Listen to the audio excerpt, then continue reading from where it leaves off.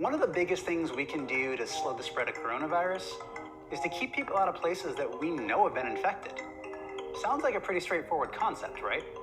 Well, the trouble is those places still need to be disinfected.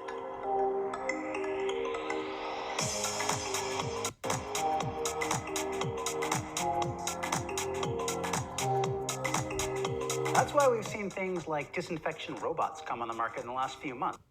And soon, we'll be able to fight the spread of COVID-19 with drones.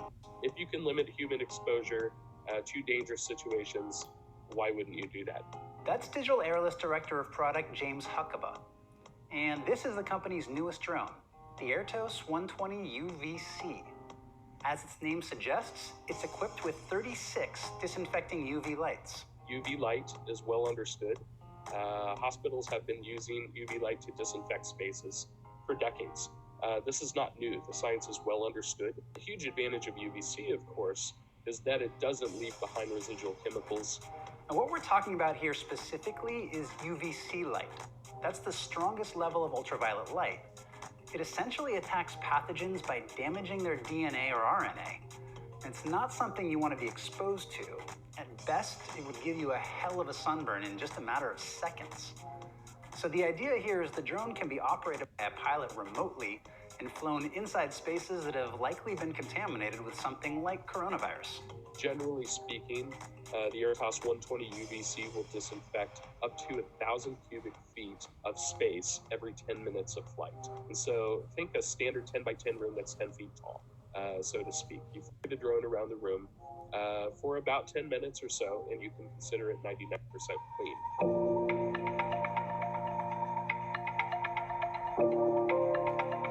That of course brings up the battery issue. The drone has a flight time of around 10 minutes, so most rooms would probably require at least a few trips in and out. And we should point out how long the process really takes depends on a few variables.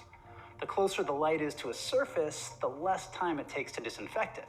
Another advantage of the drone is that it can more easily reach certain places that can be hard for a person to get to. We also have LEDs pointing up from the drone. And so when you fly under the table, it will actually clean the underside of that table too. So years of people putting their hands under a table, it doesn't get wiped or cleaned, right? Gums under the table, for instance, right? Those are more porous surfaces that tend to harbor things a little bit better than, say, a flat stainless steel surface. Now, there are already robots equipped with UVC disinfecting hospitals and other places all over the world.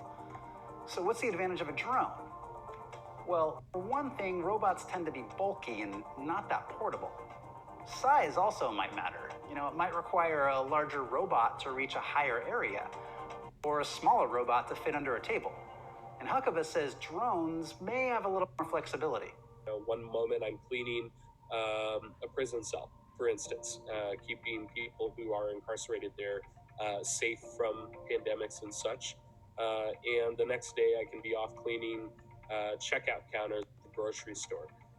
Now, I did ask Huckaba if they're working on any sort of autonomous function for this drone. He said they are, but he didn't really give a specific timeline. So what do you think about this drone? Where else do you see it working besides places like schools and hospitals? Let us know in the comments below. Stay safe out there. Your phone can be a tool to help fight this coronavirus.